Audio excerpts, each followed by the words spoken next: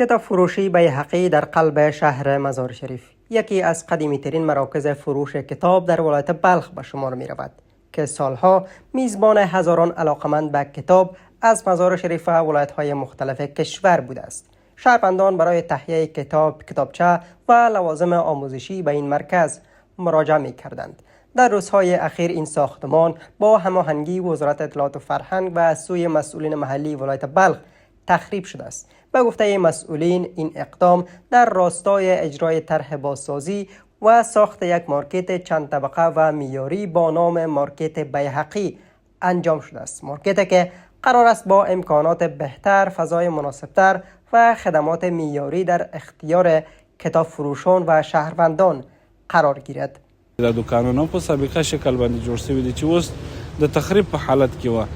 نو وزارت پلان مخکې د ولایت مقام د فیصلې څخه دا درلود چې دغه دوکانونه ونړوو، پر ځای باندې عصري او مجهزه د بیهقي مارکیټ په نوم باندې یو مارکیټ جوړ کړو چې د هغه انشاءالله کوشش خدا روان دی چې نمایله کوشش دا کیږي چې د روضې شریفې نما ته ورته وي، خو بالاخره د مزار شریف یا د افغانستان د فرهنگ سره سم دیزاین به ورکول کیږي، مارکیت به جوړیږي. شمار از کتاب فروشان که سالها در این مکان فعالیت داشتند از آغاز این پروژه استقبال میکنند. آنان میگویند ساختمان قبلی به دلیل فرسودگی و کمبود امکانات مشکلات زیاده برای کسب و کارشان ایجاد کرده بود و با ساخت مارکت جدید زمینه فعالیت در محیط مجهز، منظم و مناسب برای آنان فراهم خواهد شد. الحمدلله که مارکت ما بخیر ساختمان نو جور میشه، برای همه کتاب فروشا برای همه خوب است، به حساب سایه فرهنگی است. اینجا بازسازی میشه، ساختمان جدید انشالله جور میشه دیگه، برای تاثیرش بالای کاربار مردم بسیار خوب است. زیاد راضی هستم انشالله. ساختمان جدید است، هرچی آباد شود، خوب شود، ستره، پاک، همین بسیار خوب است برای همه ما. شما خوب. از امارت اسلامی بسیار خوش هستم که بازسازی مناطق‌های دولتی، جایایی که خرابه بوده دیگه بوده، برای مارکت و مرکز تجارتی تبدیل کرده رئیس.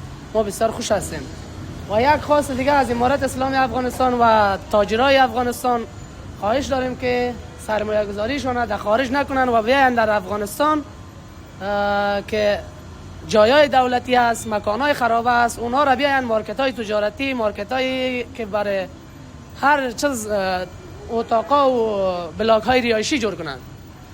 و ما از روزی که اینجا تخریب شده و میخواد که آباد شود ما بسیار خوش هستیم که اینجا بسیار آبادی میشه و روضه شریف اینجا هست، سرک ولایت است، اینجا بسیار دیگه نمای شهر زیبا میشه و ما بسیار خوش هستیم. پارکینگ و دیگه مسجد و چیزای ما بسیار نزدیک میشه. ما بسیار مشکل داشتیم که در مسجد میرفتیم این دور، اونجا طهارت میکنیم وقت نماز و دیگه حال فعلا همینجا میشه. ما بسیار خوش هستیم از امارت اسلامی که همین کارا را پیش گرفتن. در همین حال شماره از شهروندان مزار شریف نیز این اقدام را گام مثبت در راستای توسعه شهری می‌دانند.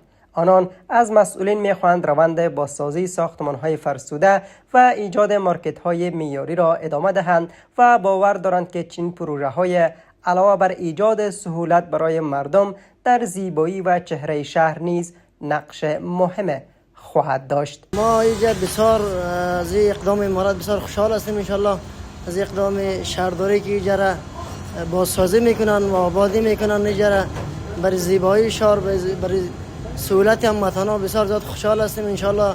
بسیار زیاد تشکر میکنیم از امارات اسلامی و از اقدامات امارات که انشالله از این بعد هم از این کارا انشالله بازسازی صورت بگیره در مملکت. ما دقیقاً کتاب فروشی یک ذره خرد بود، یک ذره مردم مشکلات داشت و بسیار خوشحال هستیم از اینکه 2 منزله 3 منزله جار میشه، یک ذره مشکلات مردم رو به سهولت میشه. بسیار زیاد خوشحال هستیم انشالله از امارات اسلامی، از همکاران امارات دیگه، از شهرداری محترم دیگه، از کل امارات انشالله بسیار زیاد خوشحال هستیم و امید است که در آینده انشالله از این کارا بیشتر بکنن.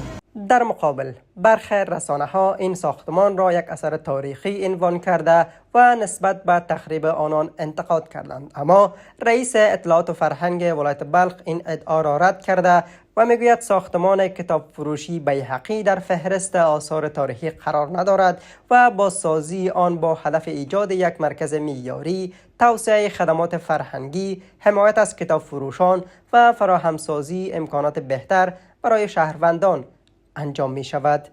د بیهقی کتابخانه یا د بیهقی موقعیت چې دی دام د روضې شریفې په دغه لومړۍ درجه قطار کې راځي. نو د دې دپاره وزارت مخکې تر دې فیصلې هم پلان درلود چې دا د بیهقي دوکانونه دا فقط یو زاړه مخکینی دوکانونه دي. البته د مخینه یې عابداتو ته نه رسیږي چې موږ ووایو چې دا نو اوس یو تاریخي عابده ګرځېدلې ده. نو یا به 50 کاله کېږي او یا به 80 کاله کېږي چې دا جوړ شوي دي. و گفته مسئولین با تکمیل مارکت جدید بیهقی، کتاب فروشان در فضای مجهز و استاندارد به فعالیت خود ادامه خواهند داد و شهروندان نیز از خدمات بهتر بهره‌مند خواهد شد.